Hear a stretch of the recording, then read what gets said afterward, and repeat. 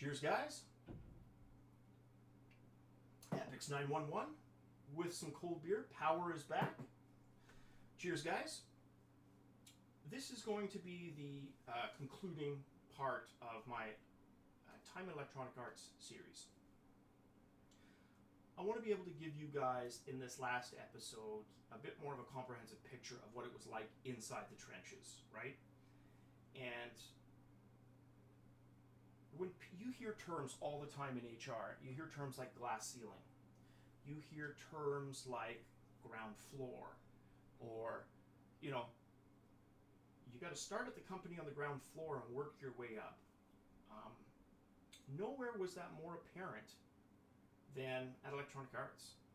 It was the only fully public company, that I've ever worked for. And when you work for a public company, you have a unique set of pressures on the workplace in that you are directly accountable to shareholders. You are, of course, too, when it's a limited or a corporation that isn't publicly traded. But it's not the same type of pressure. A company's image is something that's always really well guarded with public companies.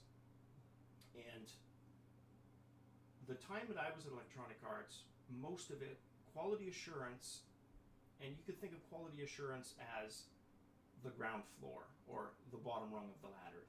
In fact, if you were being completely honest, quality assurance was the cellar. It was the negative floors. It was the negative rungs of the ladder. It had a glass ceiling, but it wasn't impossible to bust through. The rest of the building, and eventually they consolidated. Electronic Arts consolidated the quality assurance building with the main production, development, programming, executive building into one. That was the new Electronic Arts Canada campus up by BCIT. We used to be in two separate buildings on opposite sides of the number one highway. And as with any kind of an organization, change is usually something that is slow, right? Especially when there's an HR pressure, like a sudden influx of 200 quality assurance testers, or however many of us there were. I don't think maybe that many, but at least 50 to 100 of us. And we always felt like those people. I was of those people. But nowhere was this more apparent than when we first moved into that new Electronic Arts building. The rest of the building affectionately labeled us the stables.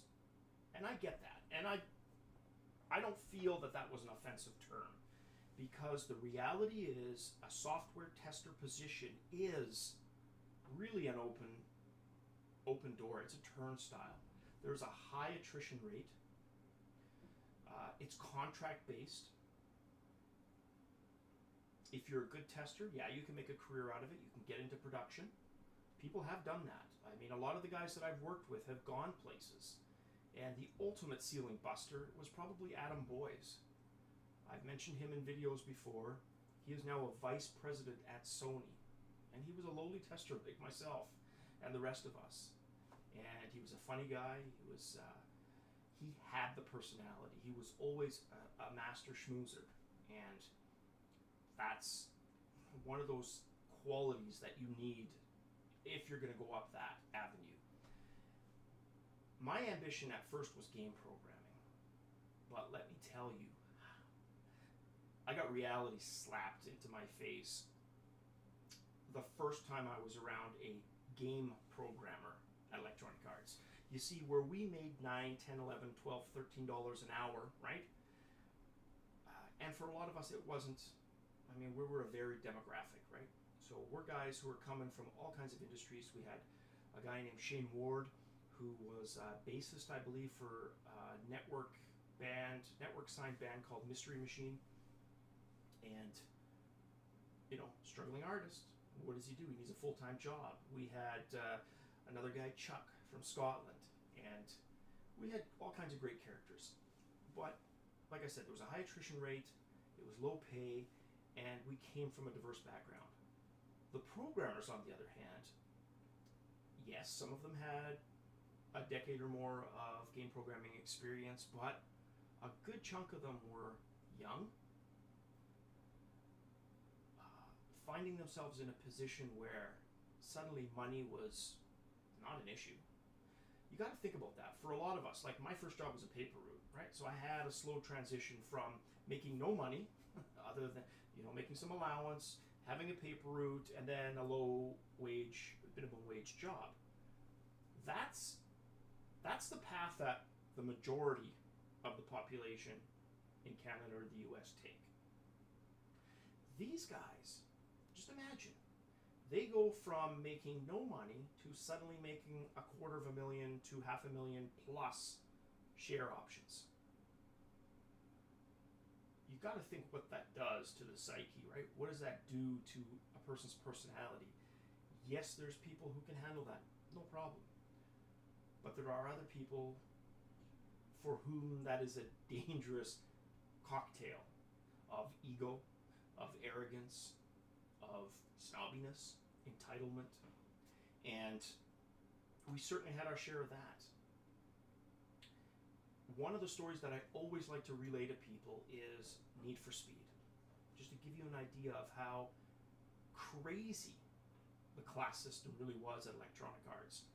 Need for Speed, for those of you who don't know, and unless you've been living under a rock, you probably should know, it was a game basically about high performance vehicles. The Need for Speed. Name implies it. We did not have to go further than the staff parking lot to record the audio effects for said cars. Lamborghini, Porsches, you name it. We had programmers and executives driving these things. I drove to work in a beat up Nissan Micra, a 1987 Nissan Micra, which I paid $800 for. And I would park beside a Lamborghini worth $250,000. That was the reality of Electronic Arts.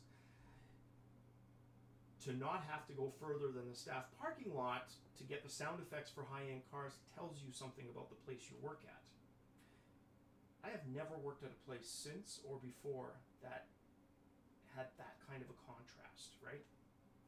And when I talked earlier about reality slapping me in the face, I like the romantic notion of game programming, but oh my God, was I out of my league. Oh my God. Until you've been around a person that eats, sleeps, breathes code, you don't know what it is to be a game programmer. There's the hobbyist and the enthusiast, and then there's the game programmer. Kevin Piquel, a perfect example. Young guy who got his foothold programming Commodore 64 hacker tools. I believe one of his programs was Auto Nibbler, which was basically a utility to copy protected games from one 5.25 inch disc to another. And my buddies and I would get together, we would hook up the 1541s and copy shoebox upon shoebox of Commodore 64 games. He was the one that created those programs, now a games programmer at Electronic Arts, making hundreds of thousands of dollars per year, plus stock options. So you really get a sense of how lopsided that scale was. So yes, it was tough to move out of quality assurance, but it was not impossible. People have done it. Gio Corsi, he's also, I believe he's a senior manager for some kind of relations at Sony. And I should have had that ready, but again, he was another guy, a friend of Adam Boy's, one of us testers.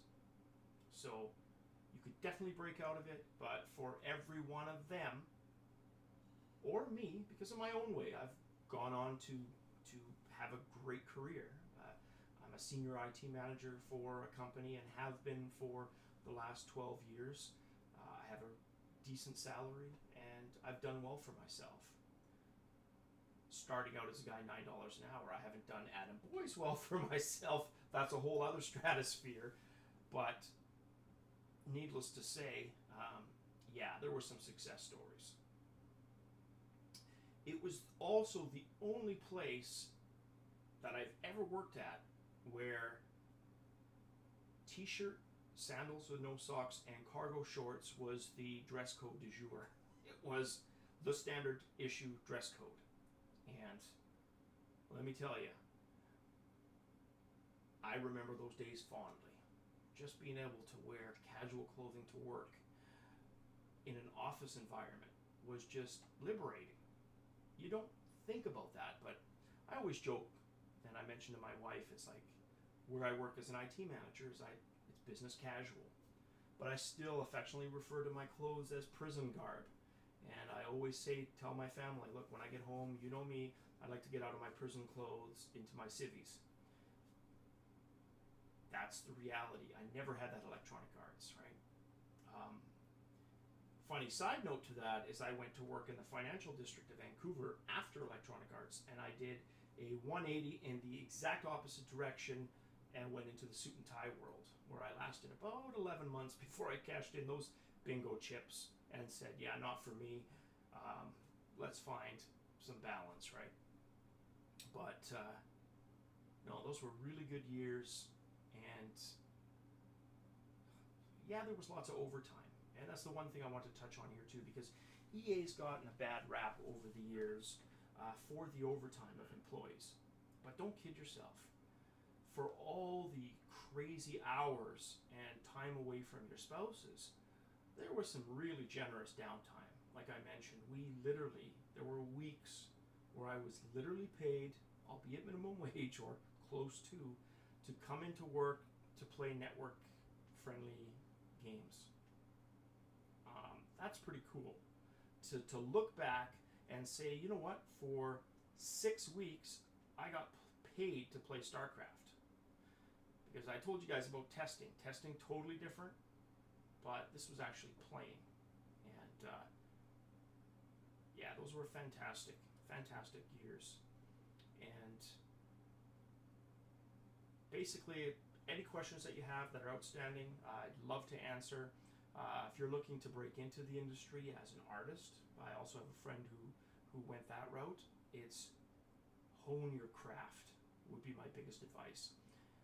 The dream of me being a professional game programmer died talking to a guy like Kevin Bicknell. I don't even remember the exact conversation, but it was like being in the room with John Carmack, you know what I mean? Or Becky Heineman, Burger Becky. She's a genius, and so is Carmack. And when you hear them talk code, you quickly realize that you're out of your league. And coding was just not that all-consuming to me in my life. And for me to have made a go of it, it needed to be, and it wasn't. And that was basically the biggest differentiator. So ultimately what I ended up doing was getting into the business side of IT as opposed to the game side. In a way, that's good because it's allowed me to be a lifetime gamer and still keep gaming as a hobby, because you run a high risk when gaming is your profession, is your work, of resenting it after a time, right? Or separating your civilian life, your kind of after hours from gaming. And that hasn't been the case for me, so that's been a good thing. So I've been able to experience EverQuest and World of Warcraft and all the good games that have been released in between. Well, there you have it, guys. That's my wrap-up episode of my time at Electronic Arts. And as always, cheers. If you've got questions, leave them in the comments below. I'll be more than happy to answer them. Like I said, nothing salacious, but some damn good times. And I appreciate you guys joining me down the memory lane trip. Cheers, guys.